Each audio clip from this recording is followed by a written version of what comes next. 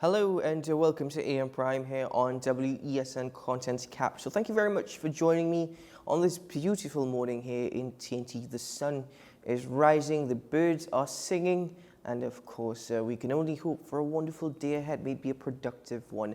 I'm Keaton Shah, and it's a pleasure once more to be sitting in this seat, a privilege, I say, as we have some discussions ahead of us this morning. My first guest should be joining us at about 6:30 a.m.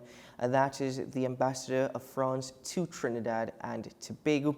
We're speaking about Bastille Day, or French National Day, that is celebrated on July 14th, as well as bilateral relations between France and Trinidad and Tobago. Then later on in the conversation, we hope to welcome Diana Mahabir-Wyatt, a former independent senator, as we speak about children engaging in civil disobedience. Now, it's not necessarily something that's bad, but there's quite a discussion, an in-depth discussion that we hope to achieve when we welcome our guest later on. But we're going to start the program with some regional updates. We haven't gotten into much of that in the last week and a half. So we're going to start with Haiti. Now, at least 264 suspected gang members in Haiti have been killed by vigilante groups since April, the United Nations representative in the violence-racked country said last week, voicing concerns at the trends. Now, we've heard of vigilante justice, that particular movement is starting in Haiti as nationals feel as though they are helpless in the situation because of a lack of a police force. We're getting differing statistics coming from Haiti, whether it be 60 to 80% of Port-au-Prince being controlled by Haitian gangs. The police force are outgunned and outnumbered. With that, Haitians are now looking at vigilante justice as a form of trying to fight back. Haitian police have been unable to quell the unprecedented violence by gangs that control much of the capital, and residents have begun to take matters into their own hands. This report coming from Haiti.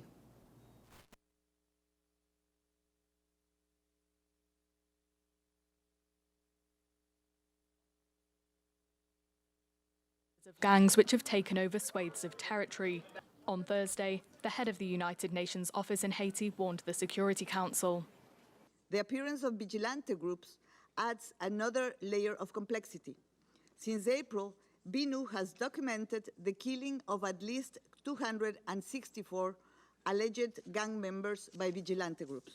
These extrajudicial killings have the Haitian authorities fearing the worst. For several years, criminal gangs have terrorized Haiti's population with frequent kidnappings and murders. Since last October, Haiti's Prime Minister Ariel Henry has been calling for an international force to help restore order, a project which is still in the negotiation phase, according to the US Secretary of State.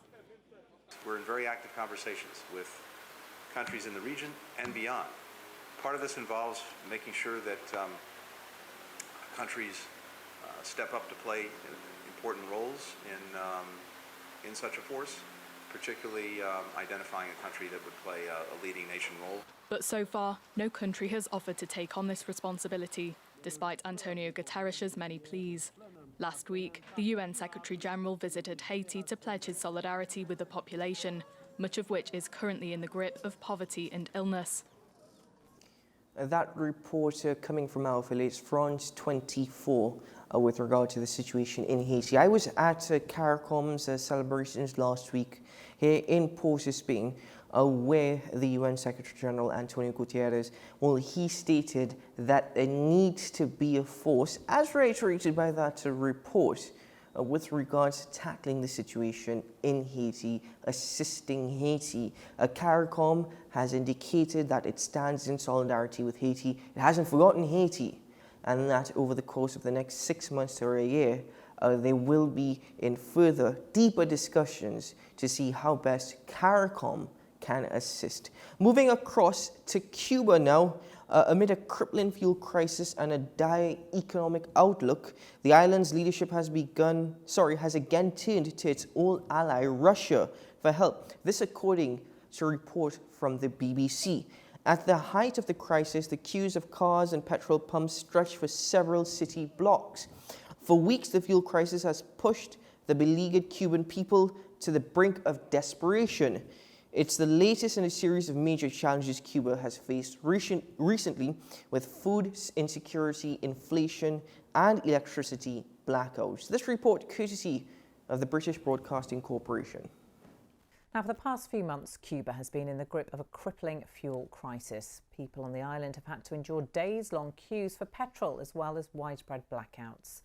Now, the Cuban leadership has turned to an old ally to help ease the crisis, Russia. From Havana, our correspondent Will Grant reports. It's hard enough for Cuban taxi driver Jorge Lloro to keep his Soviet-era Lada on the road. Spare parts are scarce and expensive. But recently, even filling the tank turned into a days-long ordeal. Over the past month, petrol shortages in Cuba became so severe that at their height, the queues at the petrol pumps stretched for several city blocks. Thousands of waiting customers were organised into WhatsApp groups. Jorge is number 426, and he's just been told it's his turn. But at the petrol station, the tanker hasn't arrived, and no one knows when it's due, much to the driver's frustration. There are many problems with this system. It has not been designed well. If Cuba's latest challenge has been in fuel, then the queues at the petrol pumps must be set into context of other major challenges the island has faced in recent years. In food security, inflation, electricity provision. It must feel to the beleaguered Cuban people like the country simply lurches from crisis to crisis, forcing out an entire generation of young people from the worst economic conditions since the 1990s.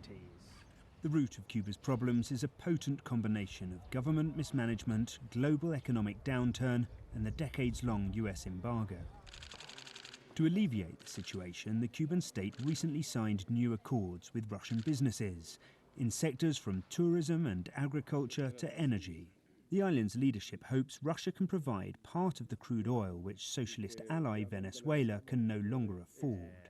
Amid the war in Ukraine, though, some economists see closer Russian ties as only a short-term fix. While you're putting out fires on several fronts, Russia has come in to shore up that unstable situation. But the problem lies in the medium term, because these aren't Soviet companies giving out government credits. They are private Russian firms who will demand a return on their investment.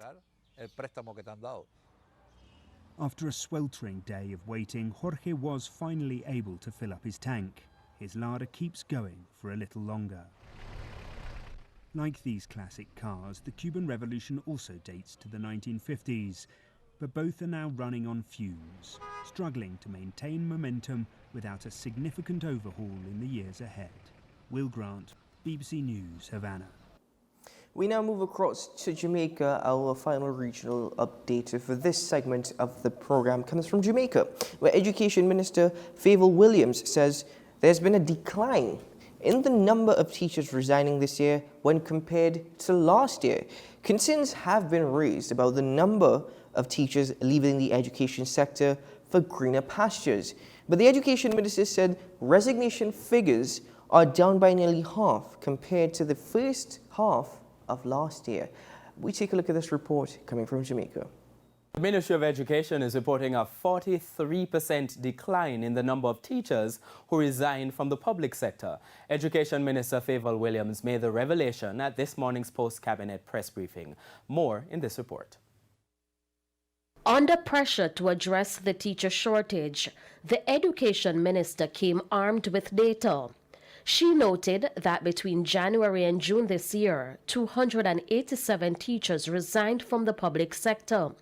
This is a 43% reduction when compared to 506 during the same period last year. Like any other sector of workers in the economy, it is to be expected that on an annual basis, we will see movements in and out of the education sector. If you look across the financial sector, the medical field, in IT, in any sector in Jamaica, there is a percent of persons who make personal decisions. She reiterated that not all teachers who have resigned are migrating. She explained some have taken their annual 4 months or 6 months vacation, as well as retirement. This represents about 7% of the cadre of teachers, and the cadre of teachers total about 25,000 teachers across the education system. This year, approximately 2,300 teachers are eligible, have earned their 4 months or 8 months leave or retirement, and will be proceeding on their 4 months or 8 months vacation. The education minister says the annual cost of replacements for teachers while on vacation is approximately $3.1 billion. Shamela Pullen, TVJ News. Meanwhile,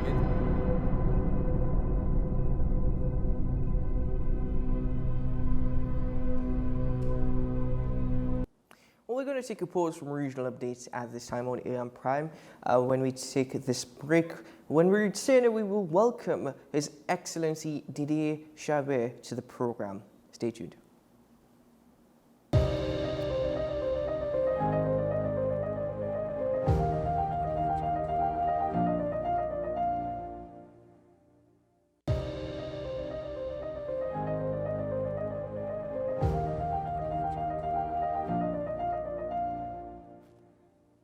My next guest is the Ambassador of France to Trinidad and Tobago, His Excellency Didier Chabet.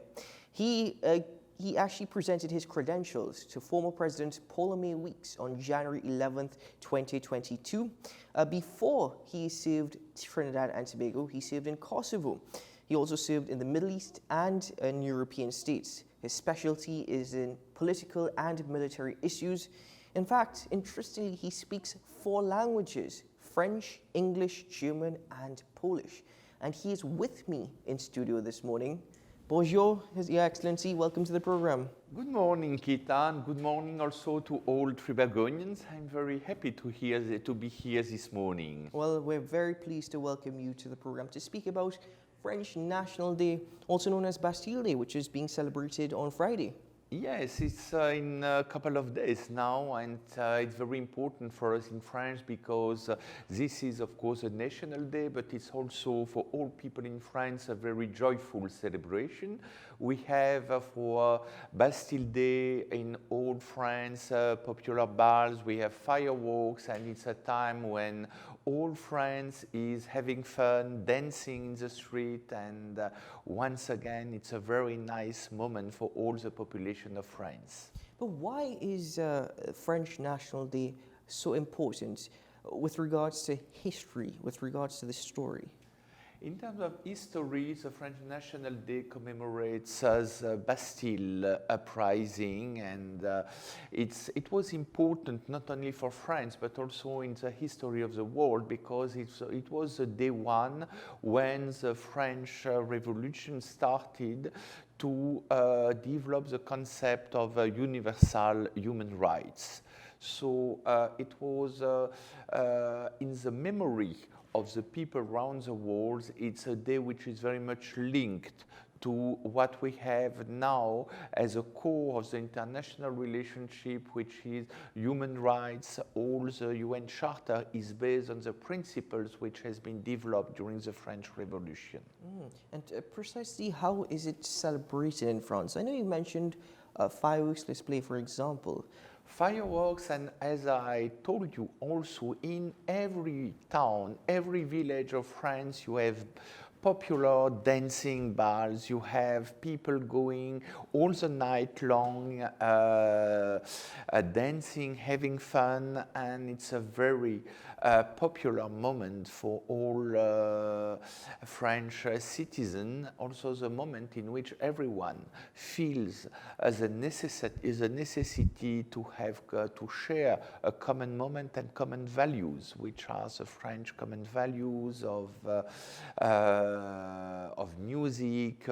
I think we have a lot of things in common between France and Trinidad. We like music, we like dancing, we like the vibe, we like the good food, and this is a moment when all the population of France starts to enjoying these elements of culture. Is that also linked to Champ de Mars and the significance of Champ de Mars? Champ de Mars was at the beginning the first place in which Bastille Day was celebrated during the French Revolution, but now it's much more associated with Champs-Élysées because we have not only fireworks for National Day, but we have also a traditional military parade on the Champs-Élysées, which is one of the biggest military parade in all the world. And it was at the beginning a way also to pay to give tribute to the French military forces, especially after the First World War, and also to pay tribute to the 2 million people who died during the First World War. So it was also a commemoration of a sad moment and a difficult period of the French history. And we had decided at that moment to organize the tradition of this military parade, which is also a very nice moment because on the Champs-Élysées you have the parade of the French army. It's also on live on TV, so all France is looking on either on the Champs-Élysées, or if you are not from Paris, you are looking on TV the military parade. It's something a lot of people enjoy to see during the French National Day.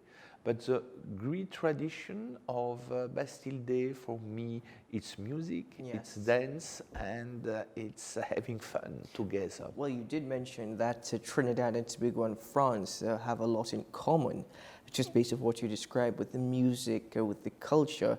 In fact, diplomatic relations between Trinidad and Tobago and France officially began following independence in 1962, but this preceded roughly 200 years of relations. We have recognized the independence of Trinidad and Tobago from day one. And we also opened our diplomatic relationship from day one, sending immediately an ambassador to the new country, which was Trinidad and Tobago. So the friendship and the relation between Trinidad and Tobago is lasting at least 61 years. And if you consider, for example, that before we had an honorary consul in Trinidad, we had also, before the independence, the Alliance Française, which is an old lady, older than Trinidad and Tobago as a state, because it was already an institution in Trinidad and Tobago before the independence of the country. So we have a very long relation, and this relation between these two countries has always been based on friendship and also mutual respect between the two countries. Why? Simply because France and Trinidad and Tobago share the same democratic principles. We have a lot in common. On the cultural side, I mentioned music, carnival, the interest of the citizens of two countries with such things as peaceful liming. Yes. Well, cultural ties, certainly the French influence on our carnival and how it's evolved. French, the language, French Creole, and even with regards to surnames now that nationals of Trinidad and Tobago actually carry. But beyond that, education also seems to be a great part of France's relationship with Trinidad and Tobago, as exemplified by the Alliance Française here in Port of Spain. Yeah. We have the Alliance Française, and we also want to increase, because it's very important, and develop the relations between the universities here, UTT and UE, and French universities. We need to have more French young people coming to Trinidad and Tobago to study here, and also to improve their English skills, but also to have Trinidadians and Tobagonians going to France, to Paris and other cities, to go in French universities, because we have a lot of French universities which are at the top in the world's ranking of international universities. So it can be mutually benefiting if we can increase in both directions the exchange between universities. And we have the tools. We have also the possibility to use European programs as Erasmus+, as Interreg Elan program. So we need to have a strong focus also on what can be done between our two countries with the young people. Is there also an opportunity for greater cultural collaboration? For example, the establishment of platforms in France for soca and steel pan music? You know, especially steel pan is now very popular in France, and I was very proud last year to see there is an international, of course you have the panorama competition here during Carnival, but there is also a big international competition of steel pan, and last year in 2022 a French musician won the international steel pan competition. So you see, there is not now, steel pan belongs not only to Trinidad, it's part of the world culture, and in France we have a lot of people who are playing steel pan, are interested in steel pan music, and it's something of the Trinidadian culture which is now spreading over Europe. Mm-hmm. Now, Trinidad and Tobago and France do share common challenges. Perhaps the most notable is that with respect to climate change. In fact, Trinidad and Tobago thanked France for its efforts on a global stage for recognizing the effects of climate change on small island developing states. Yeah. I think this is one of the points we have really a necessity to work together. Climate change is of key importance for us, for our children, and for our grandchildren. So we need now to take very seriously and try to fix now this problem. Also because it's a world problem, but it's also a regional problem for Trinidad and Tobago, but also for France, because we have French collectivities, Martinique, Guadeloupe, Saint-Martin, Saint-Barthélemy, which are part of the Caribbean region. So what affects the Caribbean region affects also French territories. And France has always been at the initiative in terms of fight against climate change. We hosted the COP21. We have also pushed the so-called Paris Agenda, trying to reduce to promote a low carbon energy mix for the future, and we need France and Trinidad and Tobago to work together to have new success for the next COP, the COP28. There are already some initiatives, for example, the Bridgetown initiative of Mrs. Mia Motley, and I think it's very important to see how the country affected, but the most affected by the climate change, can have better access to financial support. And we also are very active, France, in the field of the fight against sargassum. Yes. Sargassum is a scourge for all the countries of the region because it affects the health of the people, and it affects also the economy through tourism. So we need to find solutions, and of course for sargassum there must be only a global solution. You cannot imagine that you can tackle the problem of sargassum in Guadeloupe, but not in Trinidad and Tobago, not in Grenada, not in Barbados. It's a local, regional, and worldwide problem, and we must all together try to find a solution. And France is already promoting some strong initiatives in the field of research, how to tackle on the beach, because it's also a problem for the tourism, the problem. And also we want to develop an early warning system for the population. Yes. When the sargassum can bring health problems for the population, that immediately they can be informed that they have to take care and to be aware of the situation. You've also spoken about access to financing. And I know one of the issues that is also shared if we're speaking about climate change is also clean energy, green energy. And France has supported this in Trinidad and Tobago through the new gen clean hydrogen producing facility in Point Lisa. This is a point of which we are very proud, because Hydrogène de France developed in Point Lisas a project for green hydrogen, and green hydrogen is key for the long-term economic development of Trinidad and Tobago, because part of the economy of the country relies on the production of ammoniac, hydrogen, and you need to have more green energy in order to have a better energy mix in the country and a greener global economy in Trinidad and Tobago. So we want to support very much all this kind of initiative, and the project developed by Hydrogène de France is very important for the country and received also a warm and strong support from the authorities of Trinidad and Tobago. So we will continue to support. We hope that we can also have other French companies active in the field of green energy coming to Trinidad and Tobago to help the country to change the energy policy and to be a greener country in the future. Beyond this, French companies certainly have had their influence here in TNT. There was a trade balance in 2022 of $1.96 billion.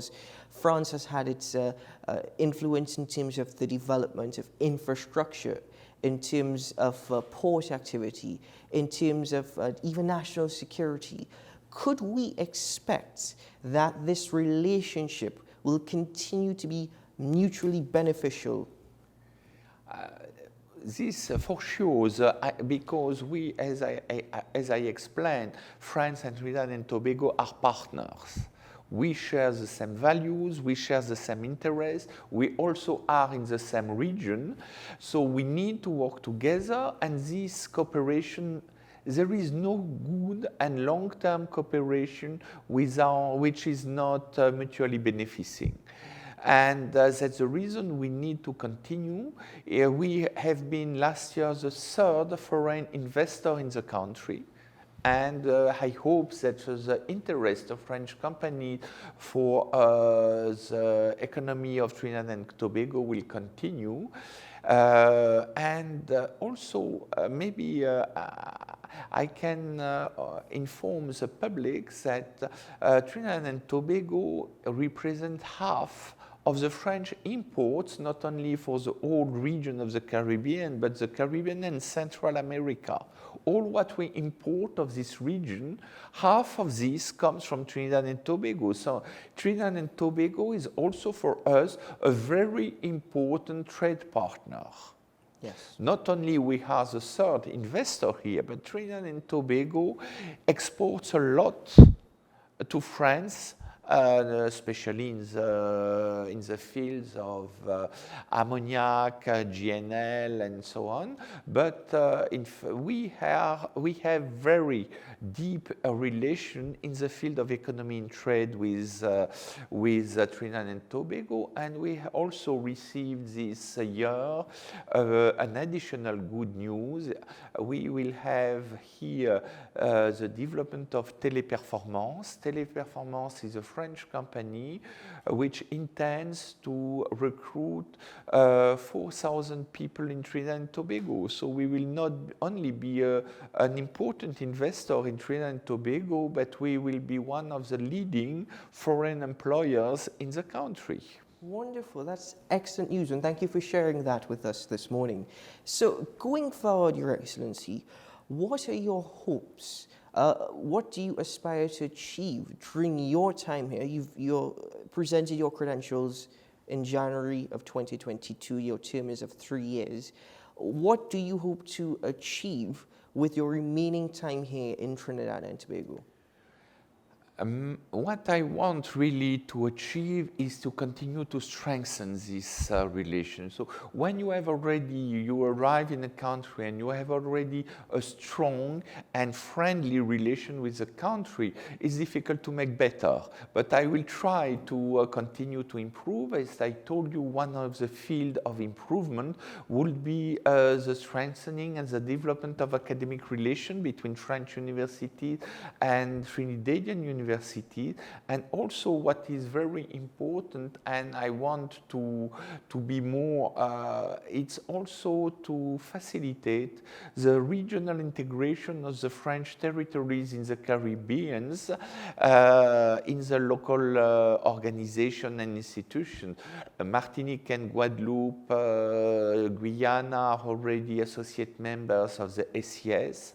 And thanks also to the very strong support given by Trinidad and Tobago, there has been a green light given to Martinique to join as associate members of CARICOM very soon. And the decision was taken, and if the finalization of the accession treaty can be done in August, then the accession of Martinique to CARICOM could be formalized in beginning next year. Oh, that is wonderful news. Before you go, Your Excellency, on a lighter side, in terms of our local cuisine here in Trinidad and Tobago, what would you say is your favorite meal that you've enjoyed thus far? Everyone coming here would very much appreciate bacon shark. This is, I think, the best surprise, the first surprise that we receive when we are arriving in Trinidad and Tobago. It's to discover not only because it's very typical, but you have also always a possibility to play between all the different additions to the bacon shark that you can do. And also I was also very much impressed by the high quality of some Trinidadian chefs. I very much like, for example, to go to an excellent restaurant which is Freebirds. Yes. And it's really a cook from Trinidad. It's local gastronomy and it's absolutely delicious.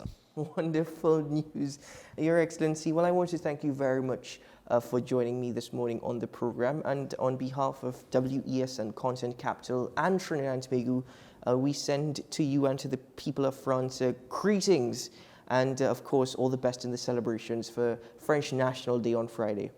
Merci beaucoup, Kitan. Thank you. Merci à tous les spectateurs. Thanks a lot, and we will enjoy together a very nice French National Day on the 14th of July. Au revoir. Ladies and gentlemen, Your Excellency, thank you very much once more. That was Ambassador of France to Trinidad and Tobago, His Excellency Didier Chabert, joining us this morning on AM Prime as we speak about French National Day, as well as the diplomatic relations between Trinidad and Tobago and France. Ladies and gentlemen, we take a break here on the program, and when we return, we will get into some more regional updates.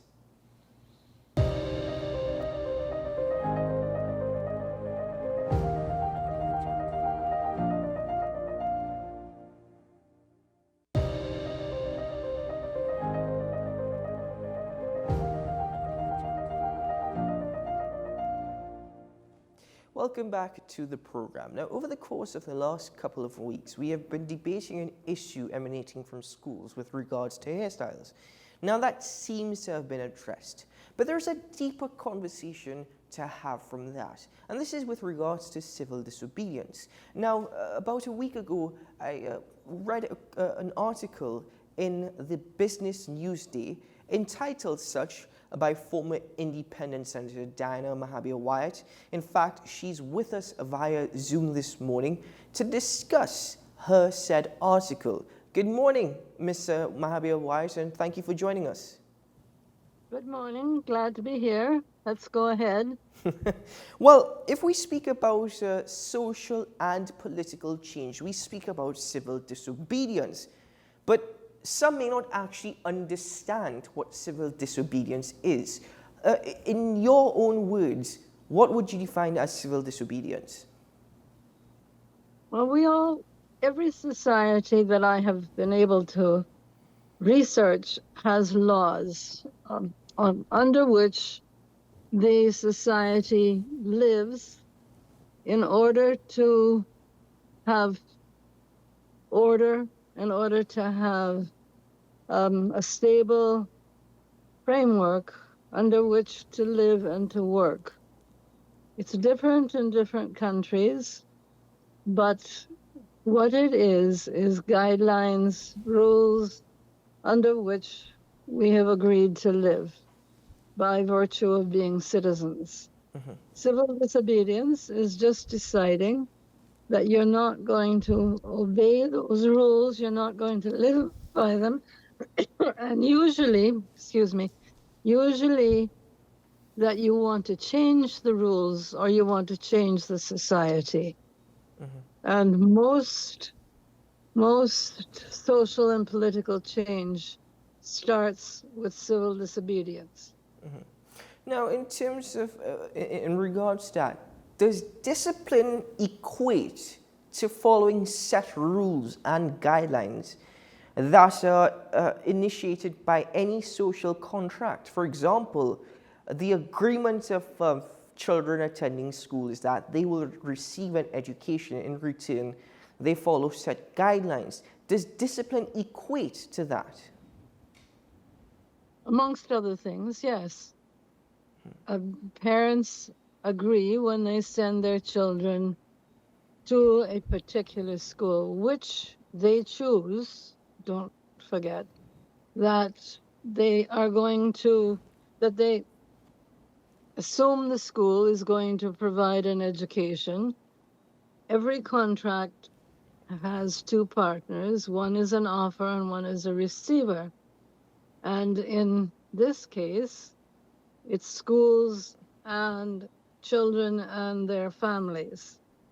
Mm-hmm. Now, the schools have agreed to provide a certain level of education with the boys in Mocha, and Mocha has agreed, or Trinity if you prefer, to, the boys have agreed to abide by the rules and the guidelines that the school is giving. You can't get an education with young people if they are going to be saying, okay, I'm going to go outside for a while, I'm tired of the classroom.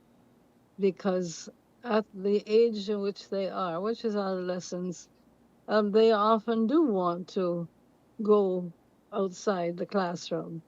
But if they disobey the normal rules of a classroom in a school, then they're breaking their agreement or the agreement their parents have made on their behalf, because they are not yet of a majority. And usually people under 18 legally can't sign a contract. Mm-hmm.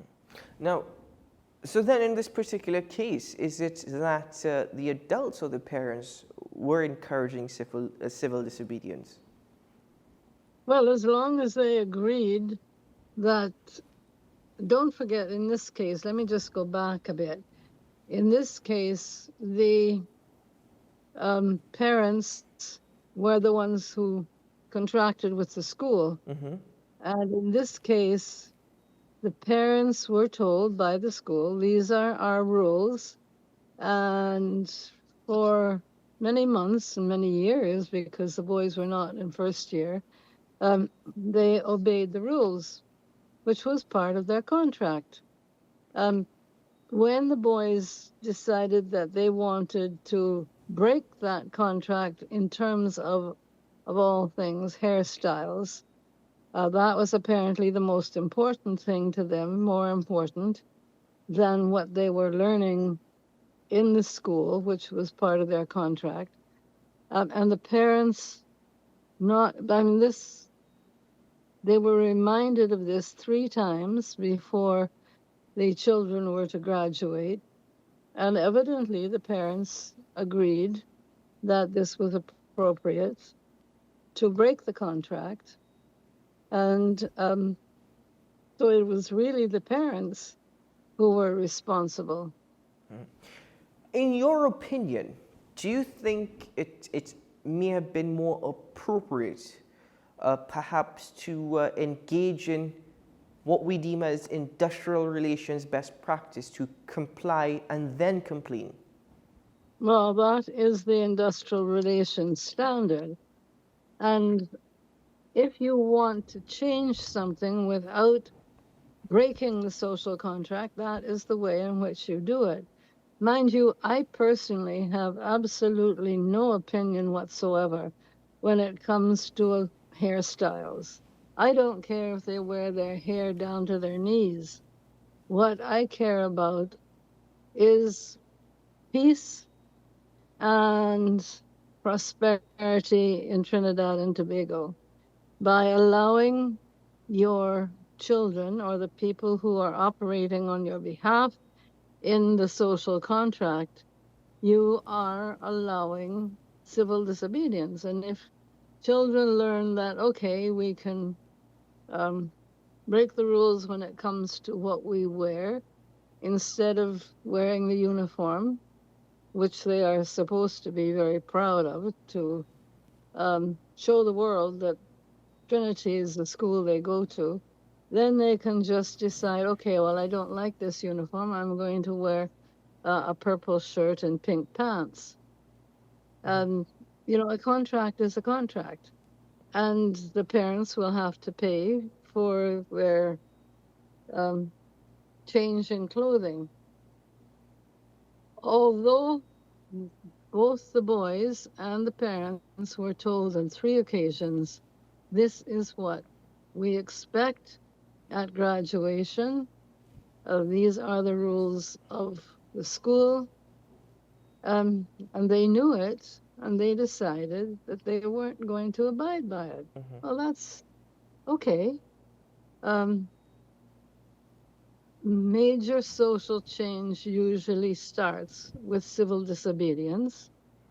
And if you decide that something in the school rules is wrong, then you should start off with having a meeting and discussing this and saying why you think it's wrong and asking formally to have it changed. I don't have any problem with changing hairstyles, but I don't think it is the most important thing for students to learn in school. If they're adults and they can make that decision by themselves, which their parents have, then you have to abide by the consequences. One of the most important things that young people have to learn, and these are not learning it, is that if you break the rules of a contract, you have to pay the consequences. Don't complain, don't whine when the consequences come around. I think it's a good lesson for children to learn, because if you live in a society where people want to break the laws all the time and not have to pay the consequences, they will learn sooner or later that there are consequences whether they want or they approve of them or not. And Trinidad is very definitely such a society. Ms. Mahabir White, please forgive me. I just want to take it one step further before bringing it back to the center of the conversation. But not everybody who is watching this program this morning may necessarily appreciate the discussion or completely understand the discussion. In fact, there may be those who see that there is an elderly fair-skinned lady and an Indo-Trinidadian having this conversation that are totally against the entire cause of the outrage shared by some parents and some students at Trinity Mocha. How do we actually try and break that mold or that molded mindset and try to push that a conversation is needed around greater understanding of the values of which you've expressed this morning? Well, for one thing, I'm not quite sure what it is that you think that people listening to this particular program are not going to understand about there being rules by which the society lives. In this case, it's just the rules of a school, not the rules of, not laws passed in Parliament or laws under which we live, which are called the Constitution. But I think most people who listen to the radio in the morning know what the Constitution is, know what laws are, and know that if you break a law, you are going to have to pay the consequences, which can be anything from a fine to jail, to going through a court case, to losing your job. And a lot of people in industrial relations terms, which is the how I make my living, is with industrial relations. One of the things that you learn is if you break enough of the rules under which you work, there will be consequences, and those consequences. And I respect people who feel that strongly about principles that they regard are being violated, that they will risk their jobs for it. And if they lose their jobs as a result of the behavior, that they accept that the reason why they are being punished is because their decision to continue to break the rules. That is a matter of principle. And my point is go ahead. Mm-hmm. Go ahead if you feel that strongly, but don't complain afterwards that there were consequences. You know that. Precisely that. And if we were to speak about, I know you mentioned society as a whole with regard to Transbago in your previous response, but those will argue, listen, these are rebels, but with a cause, and with a good cause, and that protests are a constitutional right. And they're absolutely correct in saying protests are a constitutional right. But what we're focusing on, if we're using this particular example of the situation in Trinity Mocha, was the issue more so hairstyles or anti-authoritarian? Well, I think that they thought it was hairstyles. I personally have a great respect for the Constitution. As you know, I spent several years in Parliament and being involved in making laws. And I have an enormous respect for the process and for the Constitution of Trinidad and Tobago, which governs us and which we agree to live under. Nothing in the Constitution says you have the right to decide on your hairstyles. That has nothing to do, as far as I am concerned, with this whole issue. Wear whatever hairstyles you like, but abide by the rules which you have agreed to live under. You have agreed to choose, in fact, you chose to go to this particular school, and you applied to go and you were accepted. Once you have, your choice has been accepted, don't go around from the beginning or halfway through and decide that you're not going to abide by those rules anymore. If you decide that, fine. Good. Go and apply to another school that doesn't care how you appear, what you wear, or how you wear your hair. I don't have a problem with that, but don't agree to go to Trinity Mocha if you have no intention of keeping up with the standards that are required. Ms. There are Babia, lots of schools that don't care. Ms. Babia, we're going to take a quick break here in this interview. When we return, I'd actually like to get into another aspect of it, and that is with regard to the working world, what we're teaching our children now and how potentially it could affect their attitude as they enter the working world. But let's take a quick break here on the program. When we return, we'll get into that conversation.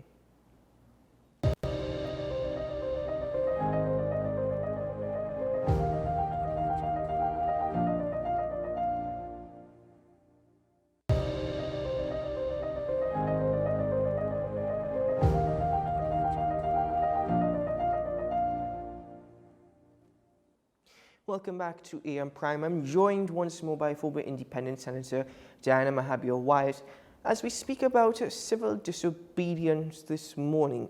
Ms. Mahabir-Wyatt, we were having a very brief conversation off air, and you stressed that perhaps it is better that we continued it on air.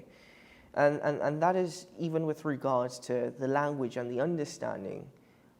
You suggested that the term consequences is no strange thing to anyone.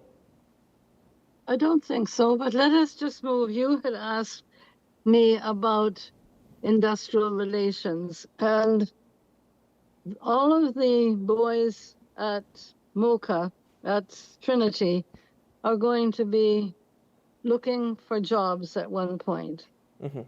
If you get a job, there are certain standards that they expect you to live by. Let me just take an example of, okay, let's say you join the military or the police or a sports team. If you eventually become a lawyer or an executive, you're a surgeon going in to operate on people. Don't you think that you would be expected to uphold a certain standard of appearance?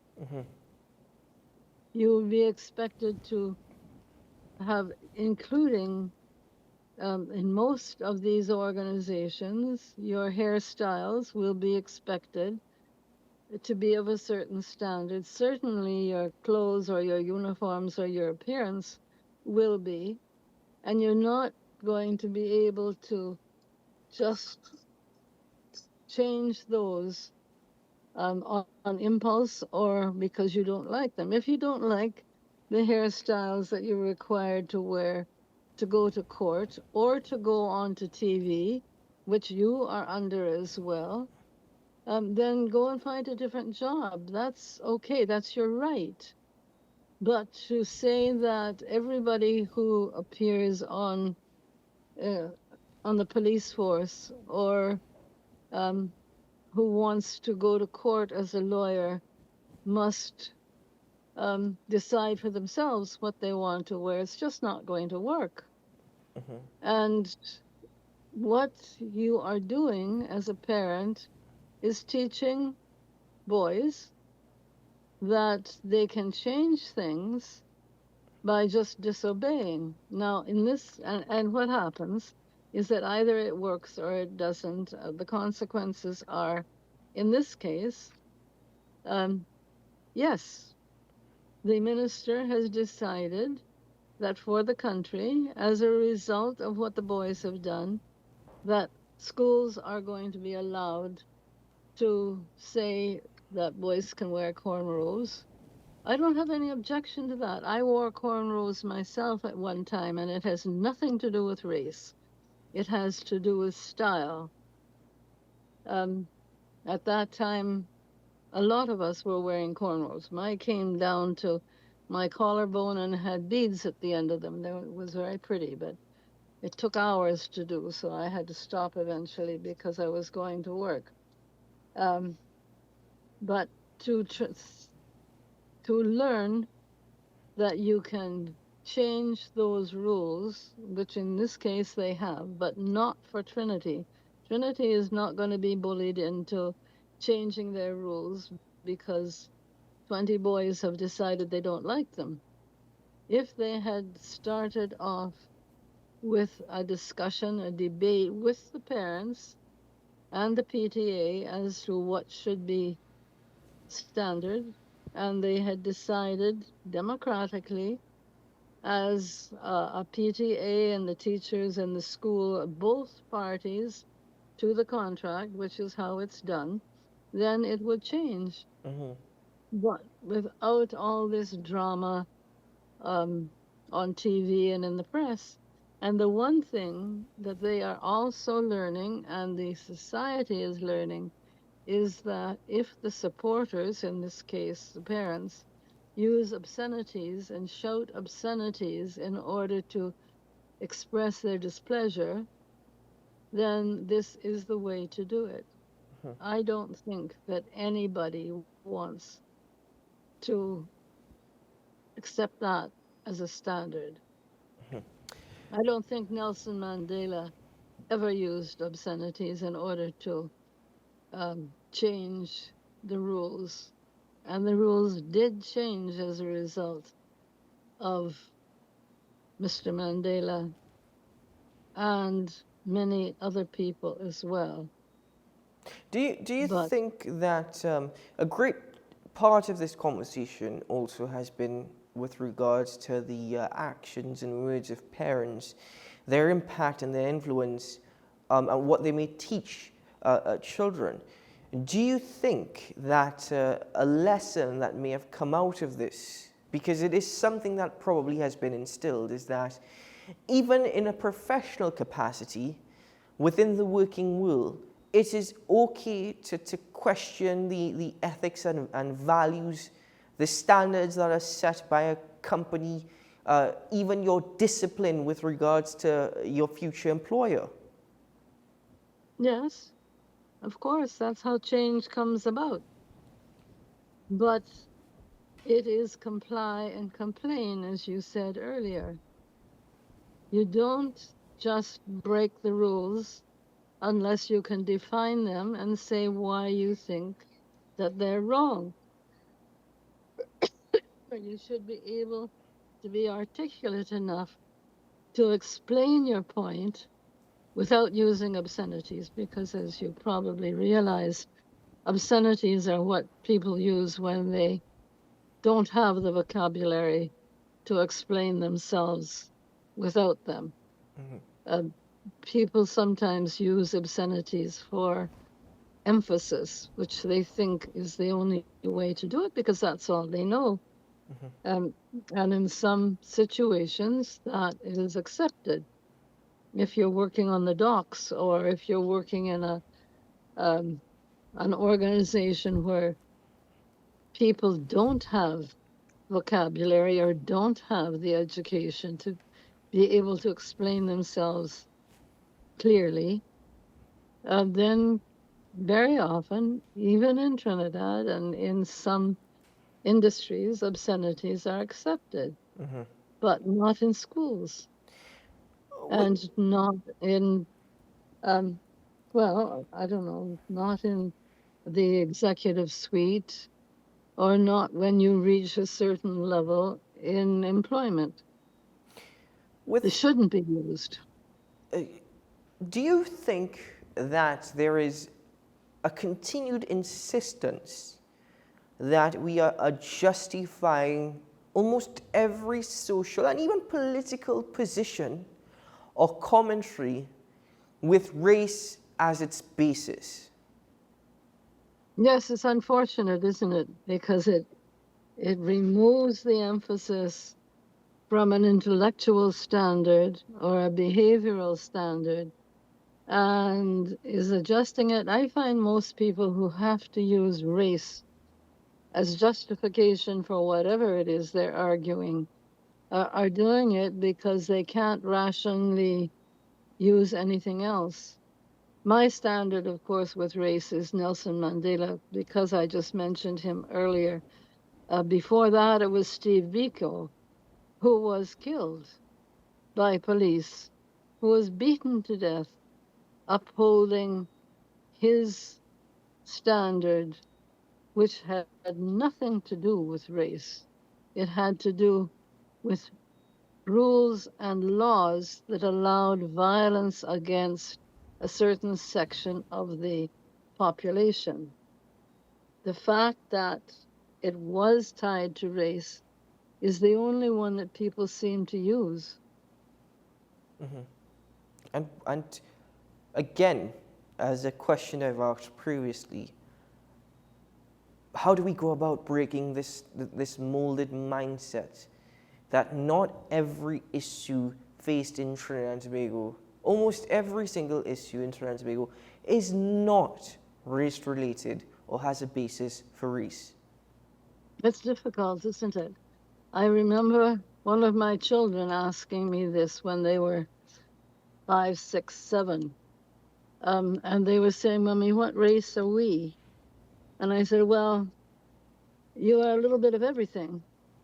You know, you're a little bit of black, you're a little bit of white, you're a little bit of brown, you're a little bit of Chinese, and if you want to put those into color, because they were children and they were asking about school, you can, but as has been found very often, as far as I have been able to research, that mixing races produces a superior result in terms of intellectual development. The synaptic connections in your brain seem to be benefiting from all the different genetic, and genetic is tied to race, by the way, components that you have, and it does improve the product, if I can put it that bluntly. How you change a whole society, I don't know, but I know that in the last 50 or so years that I have been studying this, there has been a radical change in Trinidad in terms of how people look at race and how people even look at gender, which is another issue that we should discuss at some time, because women have always been regarded as lesser value and lesser importance than men historically. Now we're catching up. Ms. Babia White, just before you so. go, and I'm so sorry to interrupt, because the conversation that you've just raised there with regards to you know, sex and gender, you're absolutely right. It's a conversation that we should have.